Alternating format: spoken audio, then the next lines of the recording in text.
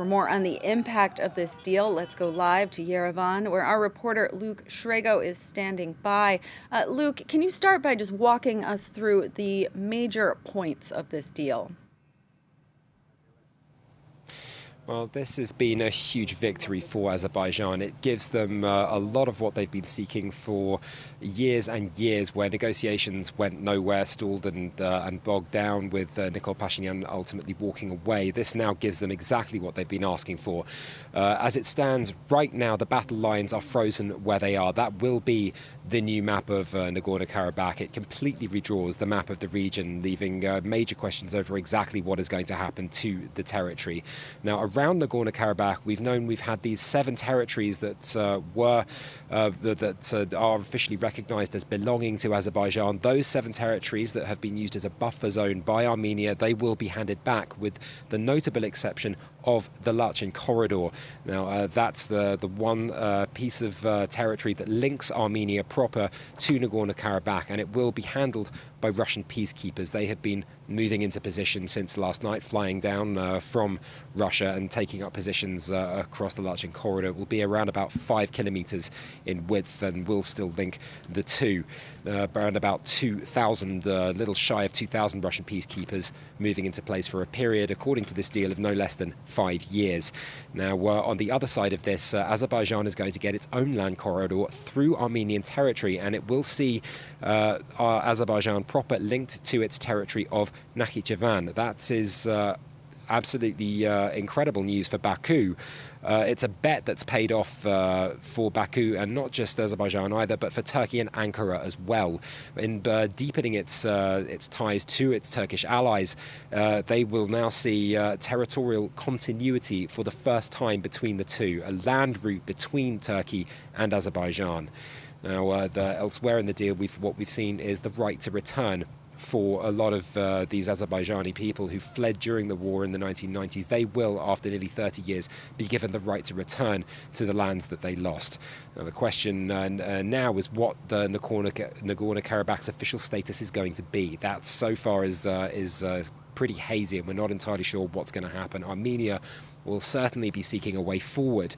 Of course, those who fled, the question for them is, are they going to go back? Will they be happy after nearly 30 years of their own self-determination? Will they be willing to return to Azerbaijani sovereignty? And from what we've been hearing today in the capital, Yerevan, those people who fled, most of them are telling us they will never return. Now, Luke, there has been some negative reaction from the Armenian public in response to this deal. Can you tell us a little bit more about what kind of pressure was put on both sides in the lead up to the signing? Well, as we saw, almost in the direct aftermath of that signing, an absolute feeling of shock shattered the entire nation late on Monday night. Absolute shock that has now crystallized into anger. We saw the rioting last night, low-level rioting, as protesters took over government buildings, battering through the parliament, searching for Nikol Pashinyan, the Prime Minister, saying, "Where is the traitor?" This, of course, comes after 17 opposition parties were calling for his head, calling for his resignation over his handling of the conflict. And as Tuesday has moved on, what we've seen becoming clearer is that it was the Armenian military that was pushing him to sign this deal. That is where that pressure is coming from.